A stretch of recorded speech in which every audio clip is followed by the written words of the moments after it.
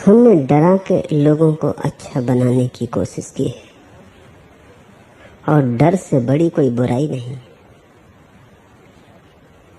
ये तो ऐसे ही है जैसे कोई जहर से लोगों को जलाने की कोशिश करे। भय सबसे बड़ा पाप है और उसको ही हमने आधार बनाया है जीवन के सारे पुण्यों का। तो हमारे पुण्य भी पाप जैसे हो गए, हो ही जाएंगे। इसे हम थोड़ा समझने की कोशिश करें।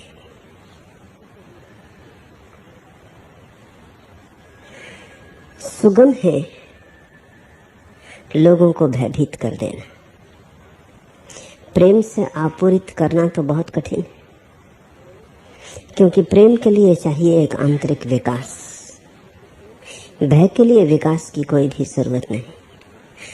एक छोटे से बच्चे को भी भयभीत किया जा सकता है, लेकिन छोटे से बच्चे को तुम प्रेम कैसे सिखाओगे? प्रेम तो लोग नहीं सीख पाते मृत्यु के क्षण तक। अधिक लोग तो बिना प्रेम सीखे ही मर जाते। छोटे बच्चे को अच्छा काम करवाना हो तो क्या करोगे? भयभीत करो, मारो, डांटो, डपटो, भूखा रखो, दंड दो। छोटा बच्चा असहाय है, तुम उसे डरा सकते हो, वो तुम पर निर्भर है। माँ अगर अपना मुंह भी मोड़ ले उससे और कह दे कि नहीं बोलूंगी, तो भी वो उखड़े हुए वृक्ष की भांति हो जाता है। उसे डराना बिल्कुल सुगम है, क्योंकि वो तुम पर निर्भर है। तुम्हारे बिना सहारे के तो वो जी भी ना सकेगा। एक क्षण भी बच्चा नहीं सोच सकता कि तुम्हारे बिना कैसे बचेगा। और मनुष्य का बच्चा सारे पशुओं के बच्चों से ज्यादा असहाय है। पशुओं के बच्चे बिना माँ बाप के सहारे भी बच सकते हैं। माँ बाप का सहारा गौण है, जरूरत भी है तो 2-4 दिन की है, महीने 15 दिन की है। मनुष्य का बच्चा एकदम असहाय, इससे ज्यादा असहाय कोई प्राणी नहीं। अगर माँ बाप न हो तो बच्चा बचेगा ही नहीं, तो मृत्यु हमेशा किनारे खड़ी। माँ बाप के सहारे ही जीवन खड़ा होगा। माँ बाप के हटते ही, सहयोग के हटते ही जीवन नष्ट हो जाएगा। इसलिए बच्चे को डराना बहुत ही आसान है और तुम्हारे लिए भी सुगम है, क्योंकि डराने में कितनी कठिनाई है। आंख से डरा सकते हो, व्यवहार से डरा सकते हो, और डरा के तुम बच्चे को अच्छा बनाने की कोशिश करते हो, वहीं भ्रांति हो जाती। क्योंकि भय तो पहली बुराई है। अगर बच्चा डर गया और डर के कारण शांत बैठने लगा, तो उसकी शांति के भीतर अशांति छिपी होगी। उसने शांति का पाठ नहीं सीखा, उसने भय का पाठ सीखा। अगर डर के कारण उसने बुरे शब्दों का उपयोग बंद कर दिया, गालियां देनी बंद कर दी, तो भी गालियां उसके भीतर घूमती रहेंगी, उसकी अंतरात्मा की वासनी हो जाएंगी। वो ओंठों से बाहर न लाएगा। उसने पाठ ये नहीं सीखा कि वो सद्व्यवहार करे, सद्वचन बोले, भाषा का काव्य सीखे, भाषा की गंदगी नहीं। वो नहीं सीखा। उसने इतना ही सीखा कि कुछ चीजें हैं जो प्रकट नहीं करनी चाहिए, क्योंकि उनसे खतरा है। मैंने सुना मुल्ला नसरुद्दीन अपने बेटे को सिखा रहा था कि गालियां देना बुरा है। बेटा बड़ा होने लगा था, आस पड़ोस भी जाने लगा था, स्कूल भी वो गालियां सीख के आने लगा था। सब तरफ गालियों का बाजार है। तो मुल्ला नसरुद्दीन ने वही किया जो कोई भी पिता करेगा। उसने बच्चे को कहा कि ये देखो, ये दंड की व्यवस्था है। अगर तुमने इस तरह की गाली दी कि तुमने किसी को गधा कहा, उल्लू का पट्टा कहा, तो तुम्हें 4 आने, तुम्हें जो रुपया 1 रोज मिलता है उसमें से 4 आने कट जाएंगे। 1 बार तुमने गाली दी तो 2 बार दी, 8 आने कट जाएंगे। 4 बार तुमने इस तरह की गाली का उपयोग किया, पूरा रुपया कट जाएगा। ज्यादा गाली दी, कल का रुपया भी आज कटेगा। नंबर 2 की गाली पिता ने कहा कि और अगर तुमने किसी को कहा साला, बदमाश, तो 8 आने कटेंगे। ऐसा उसने फहरिस्त बना दी, 4 तरह की गहरी से गहरी गालियां बता दी। 1 रुपया कटने का इंतजाम कर दिया अगर चौथे ढंग की गाली दी। लड़के ने कहा ये तो ठीक है, लेकिन मुझे ऐसी भी गालियां मालूम है कि 5 रुपया भी काटो तो भी कम पड़ेगा। उनका क्या होगा?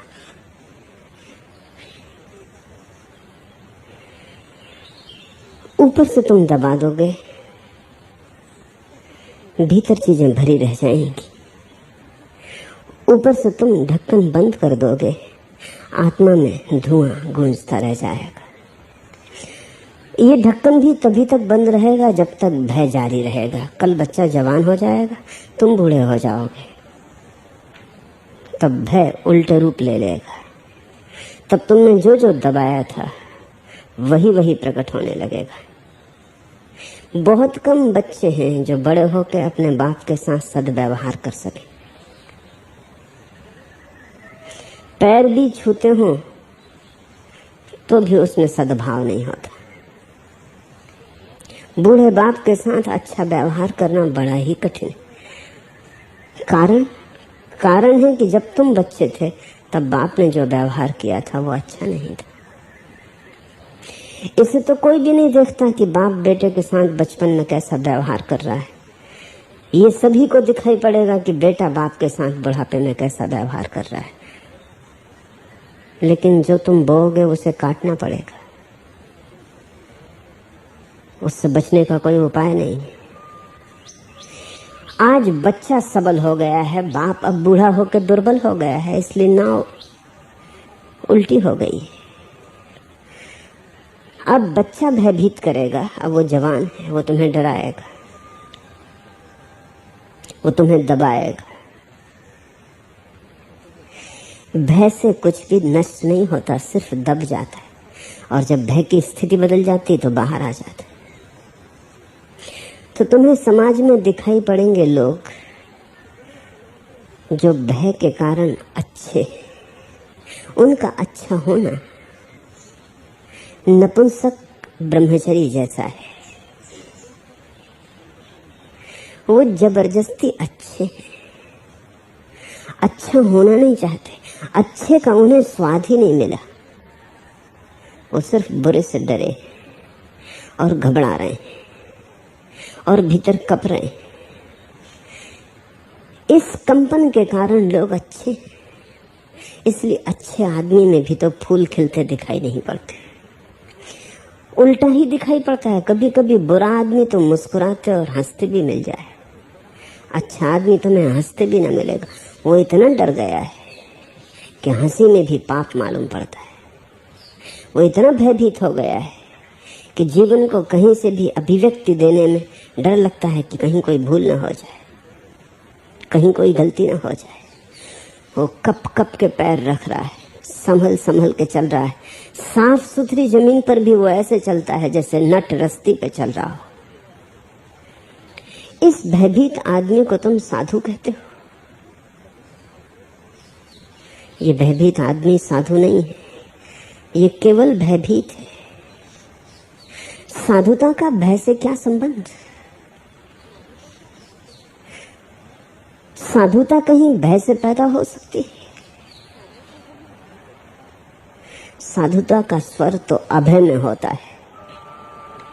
भय तो असाधु को ही पैदा करता है, डरे हुए असाधु को। इतना डरा हुआ असाधु है कि अपराध नहीं कर सकता है, डर के कारण। डर के कारण जो अपराध नहीं कर रहा है वो भीतर तो अपराध करता ही रहेगा। इसलिए जिनको तुम अपराधी कहते हो वो निर्भीक लोग हैं, और जिनको तुम सज्जन कहते हो, साधु चरित्र कहते हो, वो भयभीत भीरू लोग हैं। इसलिए अक्सर ऐसा हुआ है कि अपराधी तो कभी कभी छलांग ले लेता है संतत्व की। तुम्हारा जिसको तुम सज्जन आदमी कहते हो वो कभी छलांग नहीं ले पाता, छलांग लेने की हिम्मत ही उसमें नहीं है। भय के कारण ही तो वो अच्छा है, और भय के कारण छलांग कैसे लेगा? वो जिंदगी भर सोचता रहेगा, खड़ा रहेगा, विचार करेगा, छलांग नहीं ले सकेगा। अपराधी कभी कभी छलांग ले सकता है, एक क्षण में छलांग ले सकता है, क्योंकि कम से कम निर्भीक है। डर के कारण जीवन की व्यवस्था उसने नहीं बनाई है।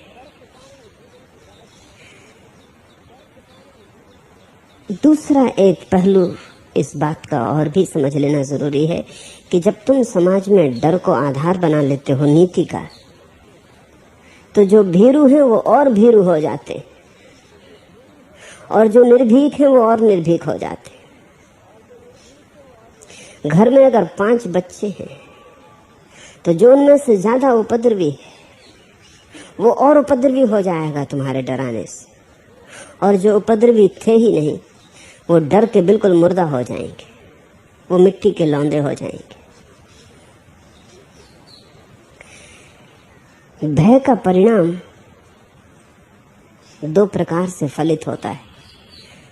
जब तुम किसी को भयभीत करते हो, अगर वो अहंकार में अभी कच्चा है तो डर जाएगा और डर के भला हो जाएगा, और अगर अहंकार में पक्का हो गया है तो तुम्हारे डराने के कारण वही काम करके दिखाएगा जो तुम चाहते थे कि वो ना करे।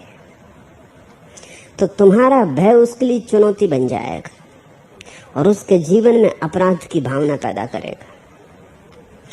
तो भय ने कुछ लोगों को भीरू बना के गोबर गणेश कर दिया है। उनके जीवन में कोई ऊर्जा नहीं रही, वो मरे मरे जी रहे हैं, लाश की तरह उनका जीवन है। और कुछ लोगों को भय ने चुनौती दे दी, वो दुष्ट अपराधी हो गए, क्योंकि तुमने जो कहा था मत करो, उनके अहंकार ने उसको चुनौती मान लिया और उसे करके वो दिखा के रहेंगे, चाहे कुछ भी हो जाए, जीवन दांव पे लगा देंगे।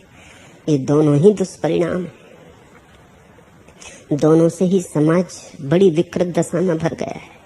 या तो भयभीत लोग हैं जो अच्छे, और या निर्भीक लोग हैं जो बुरे। होना इससे उल्टा चाहिए कि अच्छा आदमी निर्भीक हो और बुरा आदमी भीरू हो, लेकिन भय के शास्त्र ने स्थिति उल्टी कर दी। अच्छे आदमी में निर्भीकता होनी चाहिए, बुरे आदमी में भीरुता होनी चाहिए, लेकिन बुरा तो अकड़ के चलता है, अच्छे की रीढ़ टूट गई। भय के शास्त्र ने ये 2 परिणाम दिए हैं, दोनों ही महाघातक है। प्रेम का शास्त्र इसके बिल्कुल विपरीत है। वो अच्छे को अभय करता है, बुरे को भयभीत करता है। भयभीत करता नहीं, बुरा अपने आप भयभीत होता है, अच्छा अपने आप अभय को उपलब्ध होता है। क्योंकि जितने ही प्रेम में गति होती है उतना ही अभय उपलब्ध होता है। प्रेम से भरा हुआ व्यक्ति डरता नहीं, कोई कारण डरने का ना रहा। प्रेम मृत्यु से भी बड़ा है।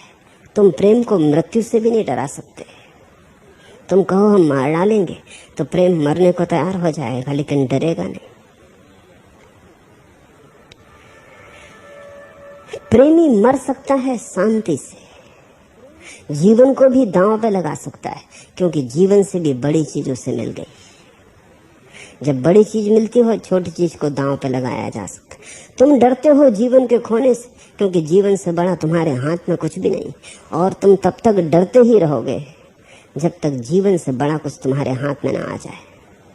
परमात्मा हाथ में आ जाए, प्रेम हाथ में आ जाए, प्रार्थना आ जाए, ध्यान आ जाए, समाधि आ जाए, तब तुम जीवन को ऐसे दे दोगे जैसे कुछ मूल्य ही न था। तुमने जीवन का सार पा लिया। जीवन के अवसर से जो मिलने वाली थी सुगंध, वो तुम्हें मिल गई। अब तुम जीवन को दे सकते हो। अब कोई तुमसे जीवन छीनता हो तो तुम हंसते हुए मर सकते हो। अब तुम्हें कोई डरा ना सकेगा, और जो जीवन छोड़ सकता है उसे तुम कैसे डराओगे? क्योंकि डर तो मूलतः मृत्यु का डर है। सब डर मौलिक रूप से मृत्यु का डर है। अब तुम क्या डराओगे? सिकंदर ने एक भारतीय सन्यासी को कहा कि अगर तुम मेरे साथ चलने को राजी न हुए तो तुम्हारी गर्दन काट दूंगा। उस सन्यासी ने कहा, जिस गर्दन को काटने की तुम धमकी दे रहे हो उसे मैं बहुत पहले काट चुका हूं। अगर तुम्हें मजा आए तो तुम काट डालो, लेकिन एक बात ध्यान रखना, तुम भी गिरते देखोगे गर्दन को जमीन पर और मैं भी गिरते देखूंगा। सिकंदर तो बेबूझ हालत में हो गया, उसकी कुछ समझ में ना पड़ा। वो तो तलवार की भाषा जानता था, केवल भय की भाषा जानता था। उसने कभी प्रेमी से तो उसका मिलना ही ना हुआ था। किसी ऐसे व्यक्ति को तो उसने देखा ही ना था जो प्रार्थना को उपलब्ध हुआ। उसने तलवार तो म्यान में रख ली और उस आदमी को कहा, लेकिन मेरी समझ में नहीं आता कि बात क्या है। लाखों लोगों को मैंने डरा दिया है, और अगर मैं पहाड़ों को भी कहूं कि चलो मेरे साथ तो वो भी चलने को राजी हो जाएंगे। एक नंगा फकीर, तेरे पास है क्या जिसके बल पे तू डर नहीं रहा है? उस फकीर ने कहा, जीवन से जो पाना था वो मैंने पा लिया, अब जीवन को छीन के तुम कुछ भी न छीन पाओगे। नवनीत तो पा लिया है, अब तो जीवन की छाछ पड़ी रह गई, तुम उसे ले जाओ। डर तो तब तक था जब तक जीवन दूध था और नवनीत पाया नहीं था। तुम ले जाते तो सब ले जाते, अब तो छाछ पड़ी रह गई। जो पाना था वो पा लिया। अगर तुम्हें डराना था तो कुछ समय पहले आना था। स्वभाव था, जब तुम भोजन कर चुके और कोई थाली को छीनने लगे तो तुम भेंट ही कर दोगे, जूठन को ले जाए, हर्ज क्या है। लेकिन तुम भूखे बैठे थे, भोजन शुरू भी ना हुआ था और कोई थाली छीनने लगा, तब कठिनाई होगी। जिसने जीवन के अवसर का उपयोग कर लिया, अवसर के उपयोग का एक ही अर्थ है कि जिसने जीवन के पार कुछ जान लिया, जिसके लिए जीवन सीढ़ी हो गया और जो सीढ़ी से पार हो गया, जिसने जीवन की सरिता को जीवन के पार के सागर से मिला दिया। अब सरिता बचे या सूख जाए, अब कोई अंतर नहीं पड़ता। प्रेम का शास्त्र तो सिखाता है अभय। प्रेम में लिप्त व्यक्ति अभय को उपलब्ध हो जाता है, और प्रेम में लिप्त व्यक्ति के जीवन में शुभ का संचार होता है। चुपचाप पग ध्वनि भी सुनाई नहीं पड़ती। एक माँ अपने बेटे को प्रेम करती हो तो प्रेम के कारण बेटा शांत होता है। माँ मौजूद होती है क्योंकि प्रेम का प्रतिकार असंभव है। प्रेम की तो प्रतिध्वनि ही होती है, भय का प्रतिकार होता है, कोई प्रतिध्वनि नहीं होती। एक माँ अगर अपने बेटे को प्रेम करती है तो माँ मौजूद है इसलिए बेटा चुप बैठता है। एक बाप अगर अपने बेटे को प्रेम करता है तो प्रतिध्वनि होती है बेटे से भी प्रेम की। बाप काम कर रहा है तो बेटा संभल के चलता है, आवाज ना हो। ये तो शांति और तरह की है, ये प्रेम का प्रतिफल है। यहाँ भीतर अशांति को बेटा दबा नहीं रहा है। बाप की मौजूदगी और बाप का प्रेम एक शांति को जन्म दे रहा है। अगर बाप की भाषा में काव्य हो और बाप की भाषा में संस्कार हो और बाप ने बेटे के आसपास शब्दों के गीत निर्मित किए हों तो बेटे से गाली निकलना असंभव होता है। इसलिए नहीं कि वो डरता है, बल्कि इसलिए कि बाप के प्रेम ने उसे इतने ऊपर उठाया है कि गाली दे के नीचे गिरना असंभव हो जाता है। प्रेम से शुभ का संचार होता है सहज। तुम जिससे प्रेम करते हो तुम उसे ऊपर उठा लेते हो, आकाश में उठा देते हो। तुमने अगर किसी भी व्यक्ति को प्रेम किया तो तुमने कीचड़ से कमल को ऊपर उठा लिया, जिससे कीचड़ से कमल पार हो जाता है। जिसे तुम प्रेम करते हो, प्रेम के क्षण में ही तत्क्षण क्रांति घटित होती है। कीचड़ नीचे पड़ी रह जाती है, कमल पार हो जाता है, बड़ा फासला हो जाता है। तुम कभी किसी को प्रेम करके देखो, जिसे तुम प्रेम करते हो, अगर तुम्हारा प्रेम प्रगाढ़ है तो तुम्हारे प्रेम की प्रगाढ़ता के अनुपात में ही उस व्यक्ति में परमात्मा का जन्म होना शुरू हो जाता है। असंभव है प्रेम से बचना, प्रेम से भागना असंभव है, प्रेम के विरोध में जाना असंभव है। प्रेम इस जगत में सबसे बड़ी शक्ति है। वो एक बाढ़ की भांति आता है और तुम्हें निखार जाता है, लेकिन प्रेम की कमी हमने भय से पूरी करनी चाहिए। और परिवार के बीज भय में बोए जाते हैं, फिर परिवार से समाज बनता है, समाज से राष्ट्र बनता है, राष्ट्रों से संसार बन जाता है, और बीज बुनियाद में भय का है। इसलिए हर जगह भय का साम्राज्य। जब भी तुम्हें किसी को सुधारना हो, भयभीत करो। धर्म गुरु भी वही करता है, राजनेता करे, समझ में आता है, क्योंकि राजनेता से हम कोई बड़ी समझ की आशा नहीं कर सकते। समझदार होता तो राजनेता ही न होता।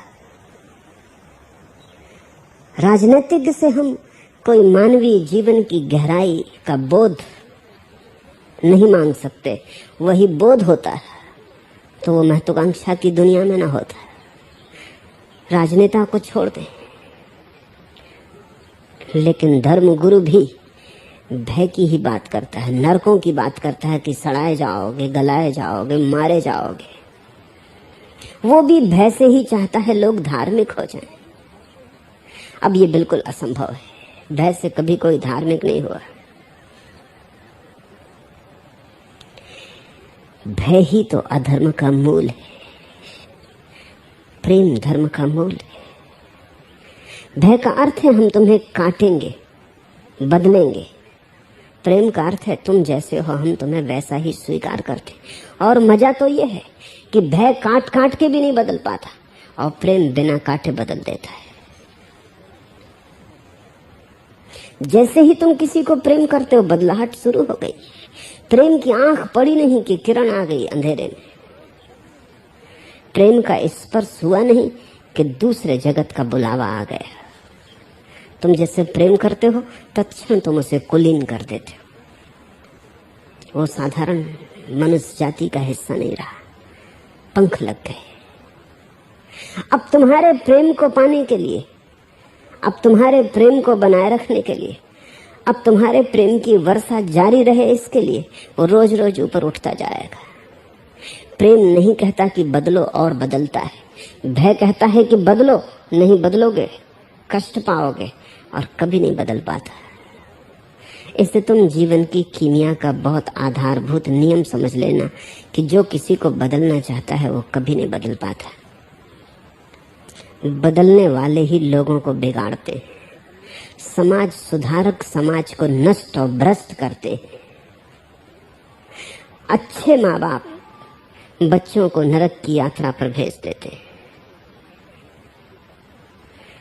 कहावत है कि नरक का रास्ता शुभाकांक्षाओं से भरा पड़ा है। अच्छी करते हो आकांक्षा, लेकिन अगर आकांक्षा भय पर ही आधार बना रही है तो तुम नरक ही भेजोगे, स्वर्ग न भेज पाओगे। इसलिए तो सारी मनुष्य जाति ऐसी भय कातर, ऐसी दुख में पड़ी, ऐसी सड़ी गली अवस्था में है, सिवाय दुर्गंध के कुछ उठता हुआ नहीं मालूम पड़ता। तो भय ने उन लोगों को मिटाया जो भयभीत हो गए, और भय ने उन लोगों को भी मिटा दिया जो भय के विपरीत खड़े हो गए। घर में अगर 5 बच्चे हैं तो शायद 4 डर जाएंगे, लेकिन एक उनमें जरूर ऐसा होगा जो तुम्हारे डराने के कारण ही बगावती हो जाए। तुमने जो जो कहा है वही तोड़ेगा।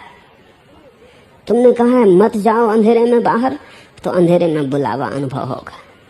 तुमने कहा मत तैरो नदी में जाकर, तो नदी में एक अदम्य आकर्षण हो जाएगा, एक अनिवारणीय आमंत्रण मिल जाएगा, नदी से जाना ही पड़ेगा। कोई अब रोक ना सकेगा। तुम्हारा निषेध रस पैदा करेगा अहंकारी में, और जिनके अहंकार कच्चे हैं उनको भयभीत कर देगा, भयातुर कर देगा। जो भयभीत हो जाएगा वो जिंदगी भर डरता रहेगा। दफ्तर में जाएगा तो दफ्तर के मालिक से डरेगा, विवाह करेगा